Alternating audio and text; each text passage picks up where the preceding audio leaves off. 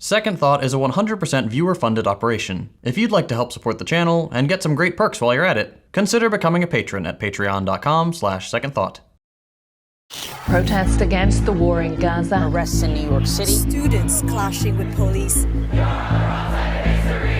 Chicago Police Superintendent Larry Snelling has a direct message to those that plan to protest. Peaceful protest does not necessarily mean that someone is exercising their First Amendment rights. First Amendment protection is only there if you're not committing a crime. And you can be acting out peacefully, but still breaking the law. So if you block a roadway, or you block a venue, or you're on private property and you refuse to leave, those are crimes. This is not a tent city, this is New York City. It's our city. And if you're thinking about doing something like this, take a look around, see how fast we cleared it out. This could be you.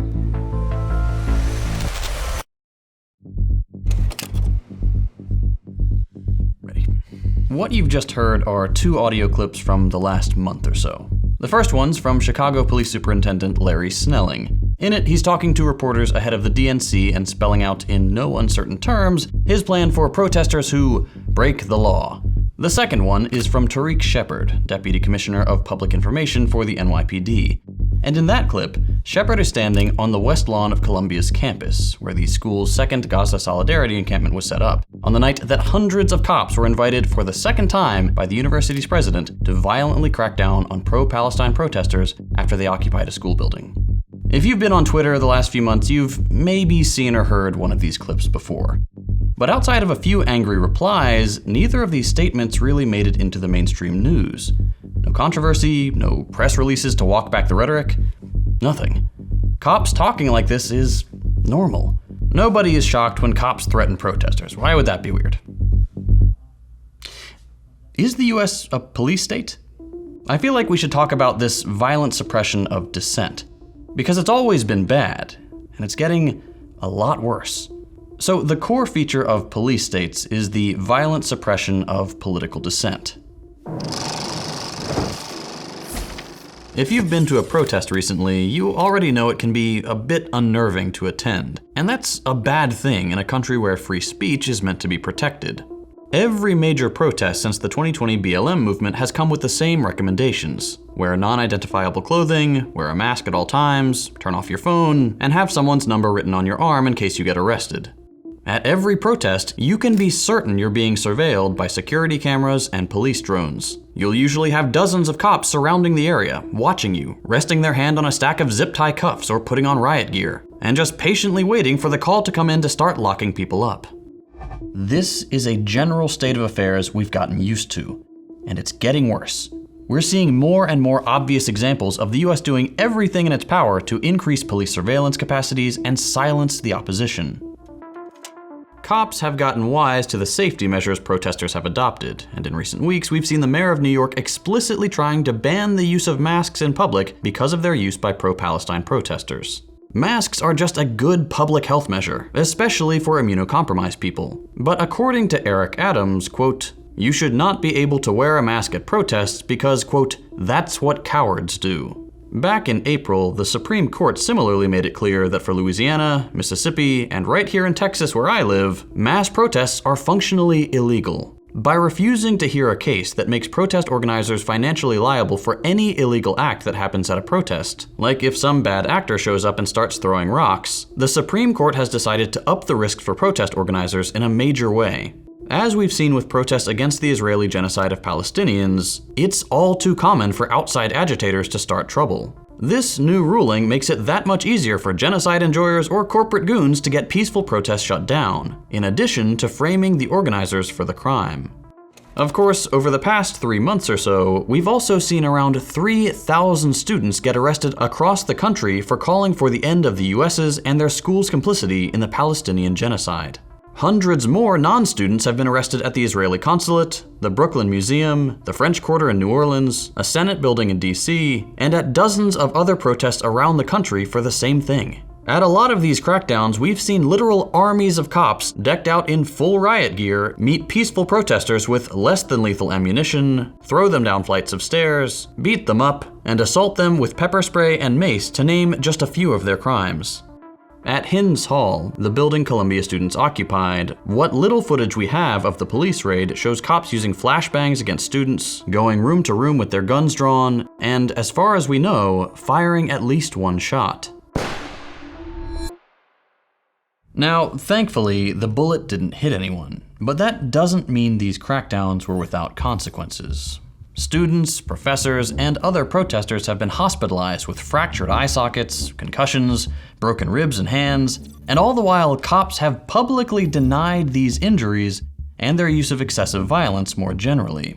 In the aftermath of these crackdowns, dozens of student protesters from Columbia, CCNY, Penn, Stanford, and other schools have also been charged with felonies and misdemeanors that, in some cases, might land them in jail for up to 9 years. And when I list these things out like this, it seems almost exceptional, like we're in some special time where everybody overreacted for a second. And that's very much the language we're hearing from the mainstream press and people in charge. In her public statements, Columbia's president called her decision to invite the NYPD to attack her students a, quote, extraordinary step because these are extraordinary circumstances. But nothing about this is actually unique. All these protests have done is drag the dark, ugly root of the US's carceral ideology into the mainstream news. So this video isn't about the stereotypical police state thing. There's no single agreed upon definition of a police state, and it's more of an edgy label you use for shock value more than anything else. That said, here's a pretty good definition if you're interested. Now, I'm not going to focus on checking off the details of this definition. I don't want to spend too much time on how we've rebranded secret police as plainclothes officers here in the US when they randomly pulled BLM protesters into unmarked vans. Nor am I going to do 15 minutes on the depths of the national security state, COINTELPRO, or the Patriot Act. That'll get its own video at some point, and I'll leave a few sources in the description for those who can't wait that long. You can definitely make a case for an American police state using that definition I just showed you. That's just not what we're doing today. This video is exclusively about the police of it all. The American carceral state, its logic, and how that logic becomes all-consuming in moments of mass political upheaval like we're seeing today. Because while the vast network of surveillance that we all know about represents an extreme of state control, it's probably less powerful in practice than the everyday commitment of the American state to law and order, especially now under a strained neoliberal capitalism. So let me start with this. Policing here is extreme. The US is unquestionably one of the most policed states in the world. You've probably already heard that the US has more people in jail and prison than any other country, but that doesn't actually capture the full scale of things. About 1 in 100 people in the US is behind bars right now. 2.3 million people. More prisoners than 194 other countries combined. And there's only like 200 countries out there. The US on its own holds a fifth of all the prisoners on Earth. Our police are also far more violent. Per year, they kill about 1,000 people. The second place among wealthy countries is Canada, and Canadian cops kill about 30. Not only are US police killing more, there's also zero accountability for this violence. According to Human Rights Watch, about 98% of police killings in the US never result in officers being charged with a crime. And still, year after year, Democrats and Republicans alike talk about how great and valuable our cops are. Biden signs the American Rescue Plan, and cops all over the country get $350 billion to hire more police officers, get more overtime pay and bonuses, and get decked out in the latest military gear. That means tiny towns like Prosper, Texas, not too far from here, truly one of the most boring, uneventful places I know, has beat cops riding in $700,000 10-foot-tall armored trucks. Now, $350 billion is hard to grasp. Here it is in a more manageable format. What you're looking at are what's called million-dollar blocks. Places in the country, usually in big cities, where single blocks get over $1 million spent on incarceration alone per year. And just think about where you live right now. Think about what would happen if every year the city decided to spend $1 million on making your block better. Whether that's renovations, upgrades, new businesses, events, or just gave you and your neighbors a couple thousand extra bucks each to spend on your home. That's not what's happening. In America's poorest and blackest neighborhoods, the budget doesn't go towards making things better. It's huge, and it goes towards throwing people away. This is the carceral logic of the American capitalist system. And here's how it works. Under the neoliberal version of capitalism we've had in the US since Reagan, government policy has looked something like this. Every administration makes people more vulnerable by cutting social and public services, refusing to raise the minimum wage, pushing back the age of retirement, defunding things like the NLRB to weaken unions, and deepening government deficits not for anything useful, but to increase incarceration, policing, military spending, and private deregulation. It's how you get graphs like these and cops that look like this. The neoliberal mantra is that you make things better for businesses by pulling the rug out from organized labor, making endless calls for everyone to become an entrepreneur, more cops, and forcing people to take on more debt, either through student loans or credit cards. People need to pay this debt back, and to do that, you work longer hours, at worse jobs, for lower real wages in a society that, year after year, increases the pool of people who can't afford an unexpected $500 hospital bill. Thanks to outsourcing, automation, and leaner business practices geared towards maximizing stock prices, there are fewer real, non-gig jobs, and more people need to work 2 or 3 of them to get by. At the same time, more and more privatized services, like housing, also means things like rent keep increasing. And just like that, you've created widespread poverty and insecurity with fewer solutions to escape it and more dire consequences for those who can't. But that's not enough. Managing this widespread insecurity that's so beneficial for capitalist accumulation is difficult without conceding any ground to activists and organized workers. So it starts being in the state's interest to redefine our concept of crime and apply it more broadly to the state's targets so it can manage this situation. People don't usually love that their needs aren't being met no matter what they do, and they might start getting the funny idea that upsetting this status quo, taking back control, and redistributing wealth and power more fairly is a good thing. They could start organizing, imposing demands on their bosses, taking charge of their neighborhoods themselves, or just trying their best to get on an equal footing with those born into privilege. That sort of behavior, the more it starts threatening the stability and negative peace of this violent system, needs to become labeled as irrational and criminal so it can be justifiably repressed to protect the exclusive entitlements of a few. So now media organizations, both news and entertainment, government bodies, courts, and politicians start moving the goalposts on what they consider crime.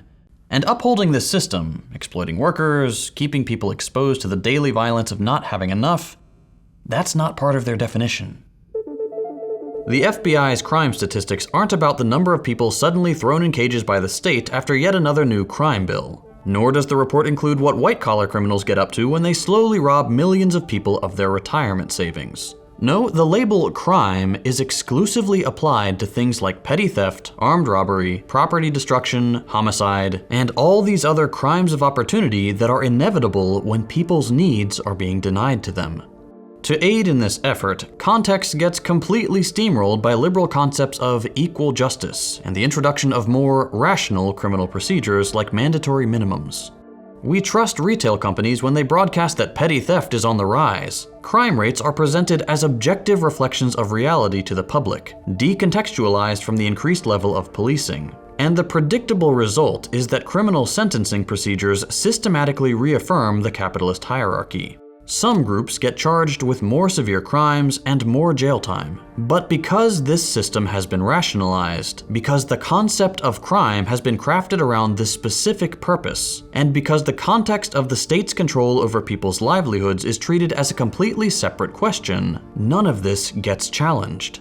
Politicians always get to ask for more cops, more prisons, and more guns. Because, after all, the crime numbers don't lie. Crime control becomes the regulation of a relatively small number of acts that have been designated as threatening the social order, and the administration of criminal justice becomes the institutionalized or patterned responses for processing those threats. this way of criminal justice functioning becomes accepted and normalized. Ideologies, legal and otherwise, convince people that the patterns are inevitable and just. To make this project of criminalization especially successful, our leaders rely on crime as a tool for othering along racial, gendered, sexual, and class lines, to the point that this othering comes to justify just about anything. It structures the capitalist hierarchy, lends legitimacy to those whose privileges allow them a higher standing than those who are othered, and enables the violence of more extreme policing against some. They shift the explanation for bigoted state repression away from the structural factors that make some groups' disempowerment profitable, and towards rooting out the bad apples from this perfectly neutral enforcement of law and order. Some people's identities and their efforts to live equal lives to the privileged become synonymous with crime. And once that criminality is established and ingrained, anything and everything is allowed. Cops can never go too far in punishing these obvious criminals, terrorists, communists, and those people who are branded as definitionally violent. The result is a system in which the solution to every social ill becomes the police. We throw cops at homelessness, mental health crises, poverty, and fare evasion while demanding that public schools, public transportation, and entire communities get by with much less than enough. And you can very clearly see the inevitable consequences when protests start getting in the way of this capitalist society's goals.